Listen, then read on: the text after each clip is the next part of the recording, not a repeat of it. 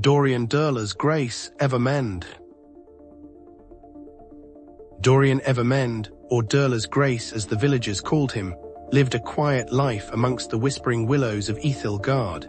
His days were filled with tending the memory garden's vast fields of luminous flora that held the echoes of past lives. He wasn't a physician of the body but of the soul. AIart came to him not for broken bones, but for fractured memories, lost loves, and the lingering ache of regret. He'd spend hours coaxing forth forgotten joys, soothing ancient sorrows, his hands glowing with a gentle silver light as he touched the blooms.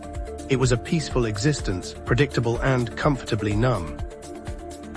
The stillness shattered with the arrival of AIart, a knight clad in tarnished steel, her face etched with a grief so profound it seemed to dim the light around her.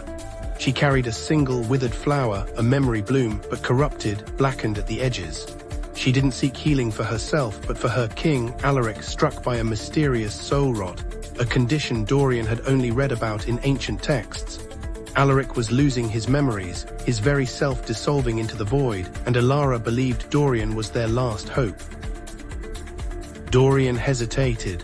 The soul rot was said to originate from the shattered archives, a forbidden place where fragmented memories manifested as monstrous entities. To venture there meant confronting not just the darkness within others, but his own carefully buried past. He'd spent years building walls around his heart, shielding himself from the pain of his own lost memories. "I'm a mender, not a warrior," he protested, his voice barely a whisper. "The archives are beyond my skill, beyond my strength." Old Man Tiber, the village historian and a keeper of forgotten lore, intervened. Tiber revealed that Dorian wasn't just a mender, he was a descendant of the archivists, the ancient order tasked with safeguarding memories. Tiber presented Dorian with a memory lens, a crystalline artifact that could reveal the true nature of fragmented memories. "Your gift isn't just in mending," Tiber rasped, "but in understanding. The lens will guide you, but it is your heart that will ultimately heal the king." With a heavy heart, Dorian accepted the quest. Leaving the tranquility of AIart, he and AIart journeyed towards the shattered archives, a desolate fortress perched atop a windswept mountain. The closer they got, the more oppressive the atmosphere became, filled with whispers of forgotten sorrows and the chilling echo of lost identities. This was a world beyond gentle blooms and soothing light, a world that demanded courage and a confrontation with the self. Within the archives, they faced trials born of fractured memories. Dorian used the memory lens to navigate through illusions of past regrets and confront spectral guardians born from lost loves. They allied with a memory weaver, a spirit who could temporarily restore fragmented memories, and battled shade collectors, entities that fed on the pain of forgotten souls. AIart's strength and combat skills proved essential, while Dorian focused on understanding and reintegrating the fragmented memories. They finally reached the heart of the archives, the Chamber of Lost Kings, where AIart's soul was slowly unraveling.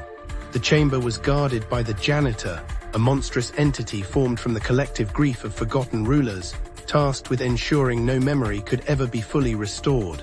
The air crackled with corrupted energy, and the janitor's presence was suffocating, promising oblivion. The battle with the janitor wasn't one of strength, but of empathy. Dorian, using the memory lens, delved into the janitor's own fragmented past, discovering it was once a dedicated archivist, driven mad by the weight of forgotten sorrows. He didn't fight to destroy it, but to understand, to soothe its pain. He projected memories of joy and hope, reintegrating fragments of its lost self.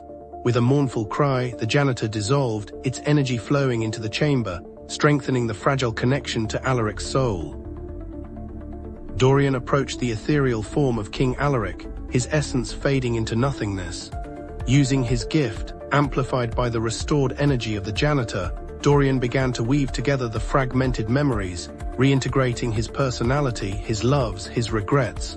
A radiant light enveloped AIart, and a sense of wholeness returned to his form.